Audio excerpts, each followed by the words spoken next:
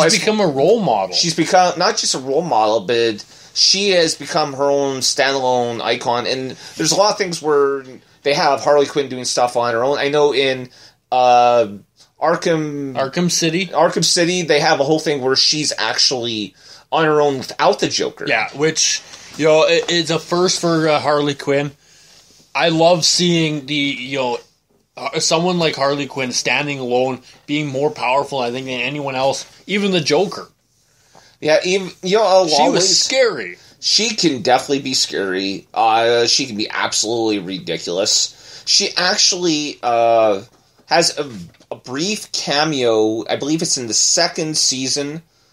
I can't remember if it's the second, because I didn't actually watch the complete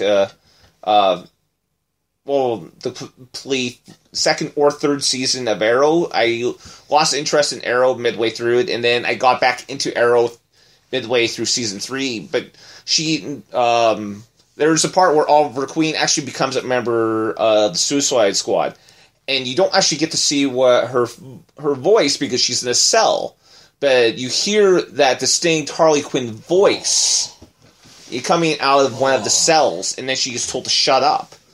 But, from what I understand, we won't see Harley Quinn on Arrow. We won't see her on The Flash, at least not yet. See, and I don't agree with that. Harley Quinn is probably, as I said, like, one of the greatest iconic Batman, super villains.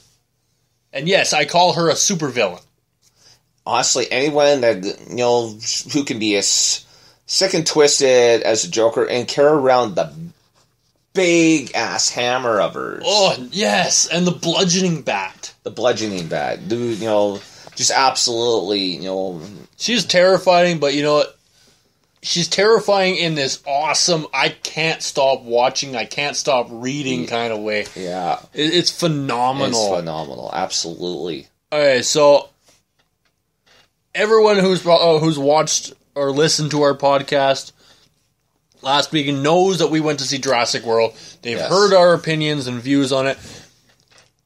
Jurassic World has become one of the greatest money-making movies in movie history. Domestically, which means in the United States. Yeah, only the United States. That doesn't even include that doesn't include the rest of the world. Canada. It doesn't include Europe or Asia or anywhere else. It is the fastest movie to reach $300 million. Yeah. And they made $500 million, which is the most grossing movie ever. And that is, worldwide. Yeah, they've already made well over $500 million on this movie. $500 million.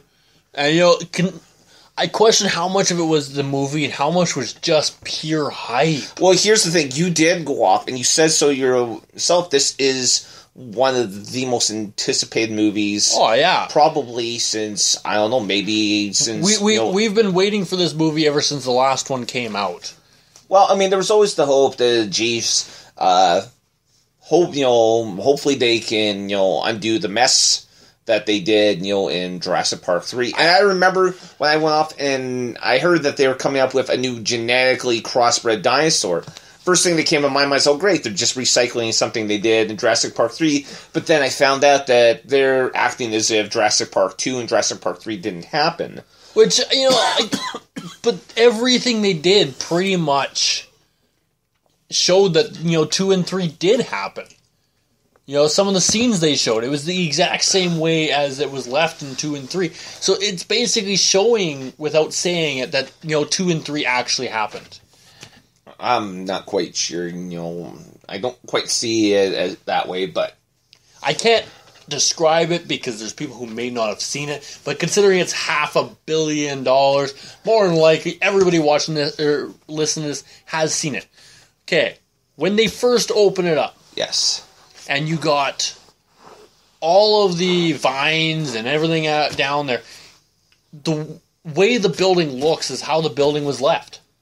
Well, that is the way it was left at the end of the first Jurassic Park movie. When we see Jurassic Park 2, which I actually think is on a completely different island. Yes. And Jurassic Park 3, where they return to the original island, but they never actually make it to one of...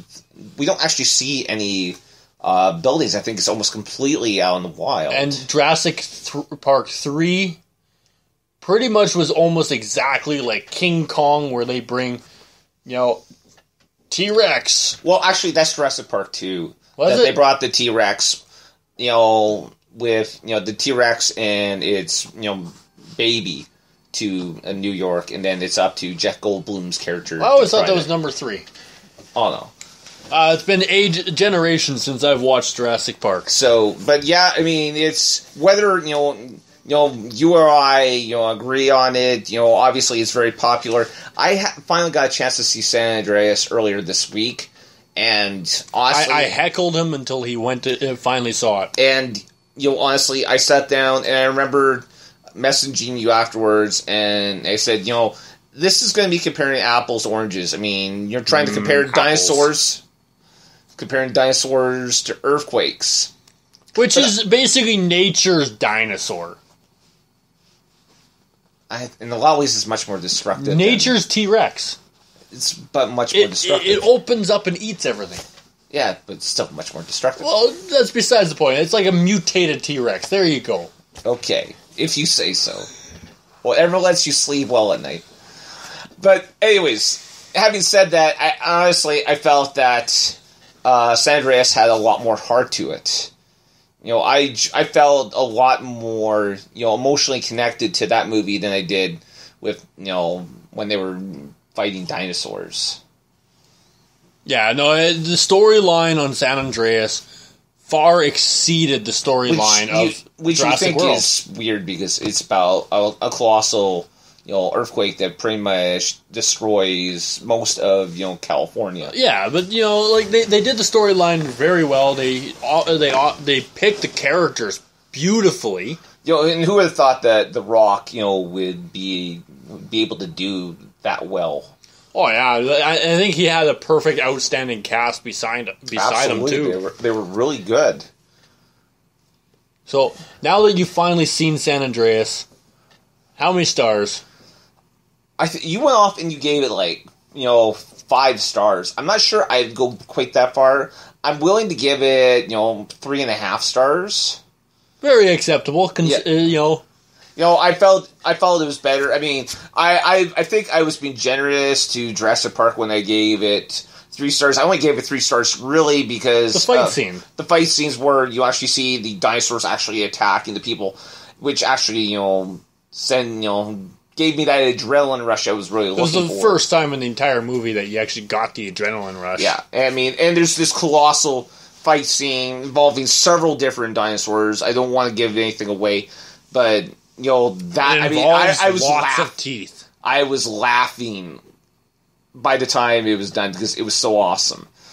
So that's why I ended up giving it 3 stars. So, okay, as we start wrapping up, what movie are you most looking forward to other than Star Wars? Honestly, I'm not really looking that much forward to Fantastic Four. I am actually looking forward to Ant-Man. Ant-Man does look acceptable. It looks acceptable. I just love the fact that, Marvel Cinematic Universe is taking chances on some of these, minor characters and just... I do think the fact that they're making Ant-Man look actually respectable and cool, that yes, there's a possibility that Aquaman could be the same, but still, it's Aquaman. It's Aquaman. And so I'm really excited about, Ant-Man. Again, the fact that, Iron Man was never a huge superhero. He always played second fiddle to characters like the Hulk and X-Men, Hulk smash, and Captain America, and they did very well with him. Then Guardians of the Galaxy, which was another big one where I thought, they're taking a big chance. And honestly, that was my favorite movie of 2014. Well, what movie? You had to pick one that you're looking forward to. Okay, well, only one. So, for the rest of this year, I'm going to cheat. For the rest of this year's Ant-Man. I'm not really looking forward to the new Fantastic Four movie, just because, I'm not happy with what I see there. So, my choice, and it's not even this year, and I don't care, is Suicide Squad, by far. Yeah, Suicide Squad. There's a lot of movies next year which I'm really interested. I mean, there's Deadpool, which Suicide Squad, I think, is honestly the only movie coming out from DC I'm really excited about. Suicide Squad is the only movie that could ever take the place of Deadpool for me, and that's because of Harley Quinn. It's a really amazing movie, I think. Oh yeah, it's gonna be phenomenal. And I mean, there's just something about having all these villains at the center where you really hope. I mean, we know it's gonna be dark, but hoping that it's gonna remind you of Arkham City, the video game. That's what it pretty much comes across as. Very twisted, dark. I'm just I'm looking real quick, but yeah, I mean that's I mean, between Deadpool, I mean, I can't believe that I'm actually picking a movie that Sony's bringing out as being one of the movies I'm most looking forward to. That's evil. Yeah, that really is, considering how we both feel I kind of want Sony to fail just so Marvel can take everything back. Well, I mean, look what they've done. I mean, they've got Daredevil back. They've got the Punisher back, which now the Punisher will be featured in season 2 of Daredevil. Phenomenal. They did wonderful on the Punisher movie. Probably one of the best I've seen in a while. You know what? I only saw the second Punisher movie, and I mean they went off and made 3 different Punisher movies over the years. And the second one, the second one was just a pure revenge movie. And I just... revenge is sweet, especially when it's served with machine guns. Well, I mean, and the only thing that I felt redeeming about that was that John Travolta gets killed in the end.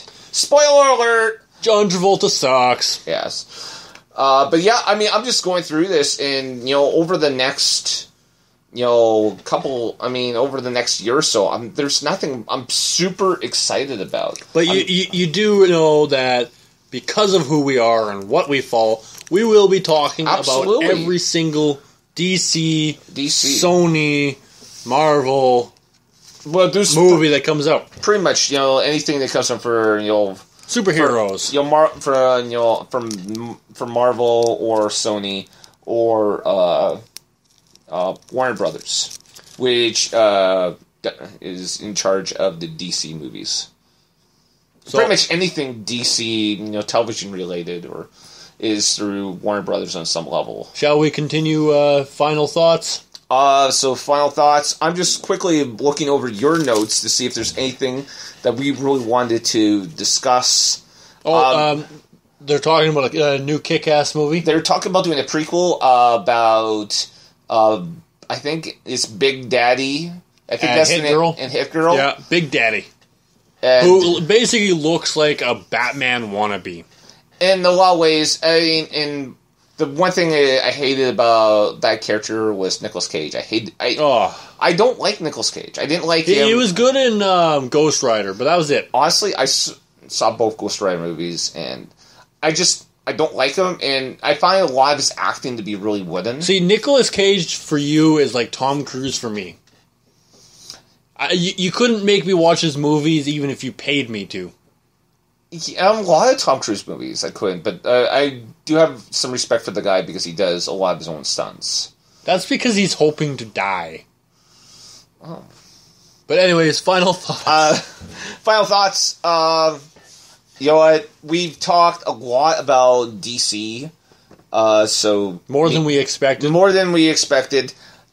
From what I understand, DC they're really pushing their movies. From what I understand, they have hired really good writers to work on these movies. They don't just want these to be comic book movies. They want these to be legendary. They want these to be really, really good movies.